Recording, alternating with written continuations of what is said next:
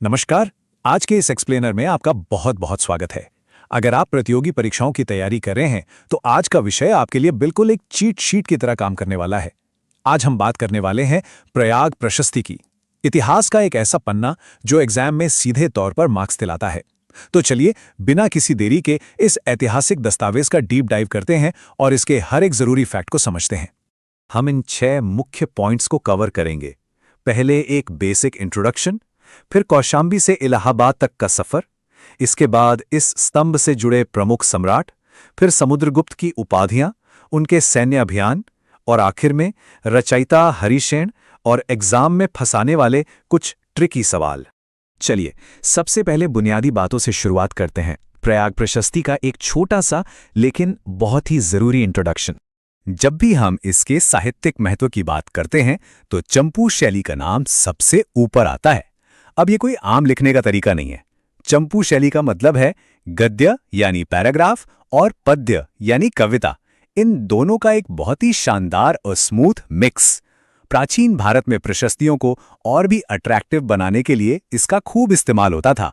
और हाँ, एग्जाम्स में ये टर्म सीधा सीधा कई बार पूछा जाता है। अब इसके कुछ फिजिकल और भाषाई डिटेल्स को समझते हैं।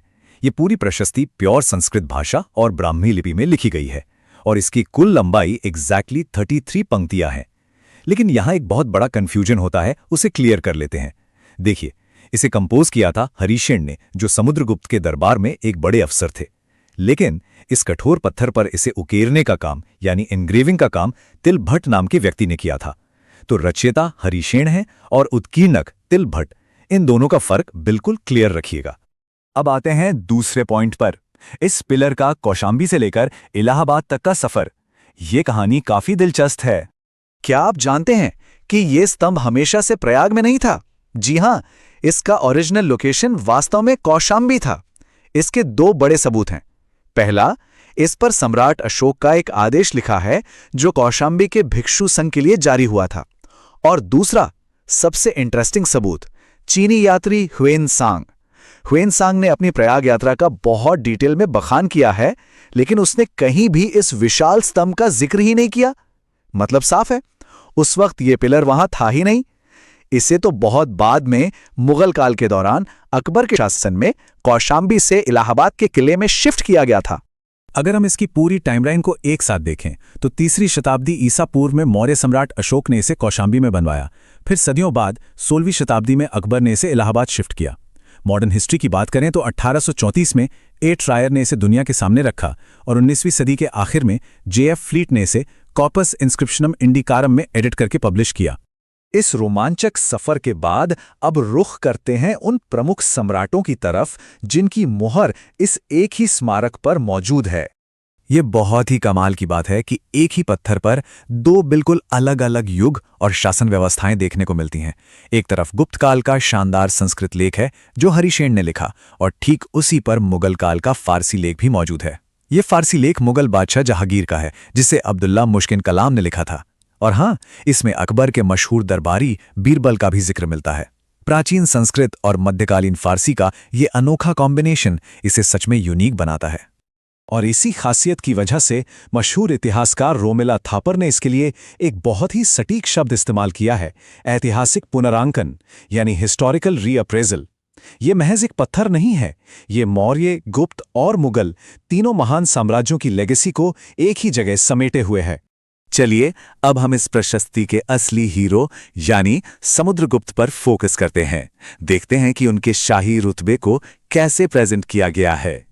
एग्जाम के पॉइंट ऑफ व्यू से समुद्रगुप्त की ये 3 उपाधियां एकदम रट लेनी चाहिए। पहला है धरणीबंध यानी पूरी पृथ्वी को जीतने वाला। दूसरा है सर्वराज्योच्चेता, मतलब सभी राजाओं को उखाड़ फेंकने वाला। गुप्त काल में ये टाइटल सिर्फ और सिर्फ समुद्रगुप्त के लिए यूज हुआ है। और तीसरा सबसे स्ट्रैटेजिक टाइटल है लिच्छवी दौहित्र यानी लिच्छवियों का नाती। उनकी मां कुमारा देवी लिच्छवी थी और इस टाइटल से यह साबित होता है कि लिच्छवियों के साथ रिश्ते ने उनका पॉलिटिकल रुतबा कई गुना बढ़ा दिया था। प्रशस्ति में समुद्रगुप्त को आम इंसान नहीं बल्कि सीधे देवताओं के बराबर खड़ा किया गया है। बेहिसाब दौलत के लिए उनकी तुलना कुबेर से की गई। उनकी असीम दानशीलता को वरुण देवता के समान बताया गया।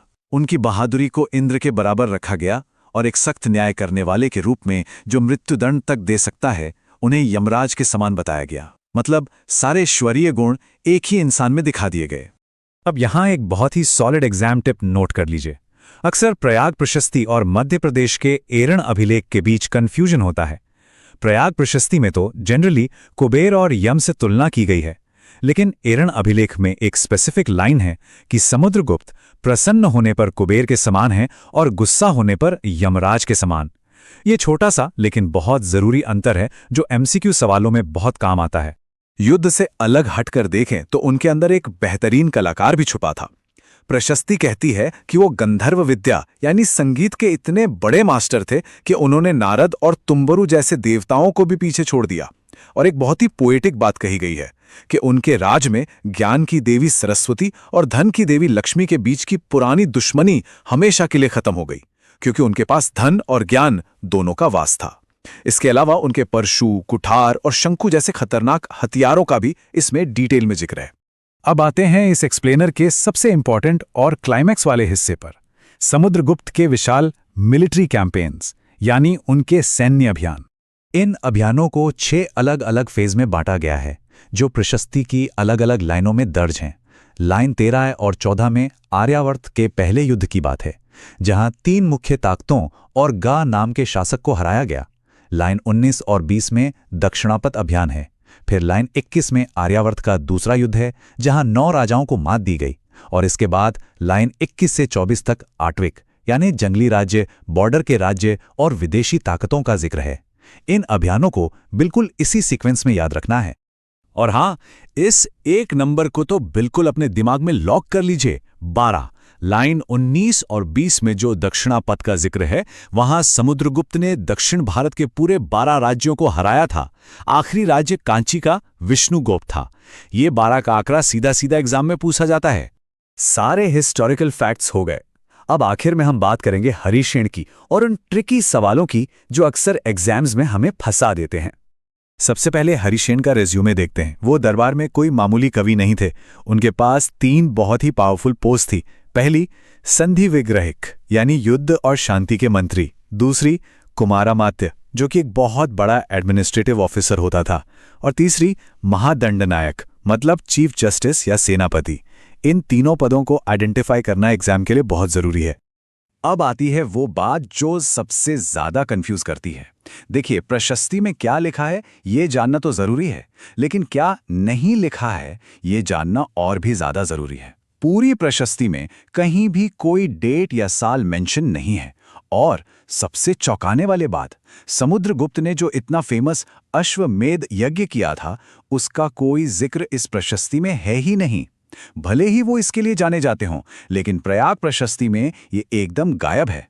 और इसी सस्पेंस की वजह से इतिहासकार J.F. फ्लीट ने एक बहुत दिलचस्प थ्योरी दी। फ्लीट ने प्रयाग प्रशस्ति को मरणोत्तर प्रशस्ति कहा है, यानी मौत के बाद लिखा गया अभिलेख। उनका मानना था कि शायद इसी वजह से इसमें कोई डेट नहीं है, क्योंकि यह समुद्रगुप्त की मौत के बाद किसी ने लिखवाया होगा। भले ही सारे हिस्टोरियंस इस बात से सहमत नहीं है, लेकिन J.F. फ्लीट का यह स्टेटमेंट एग्जाम्स में जरूर पूछा जाता है। चलिए, इस एक्सप्लेनर को एक बहुत ही बढ़िया सवाल के साथ खत्म करते हैं।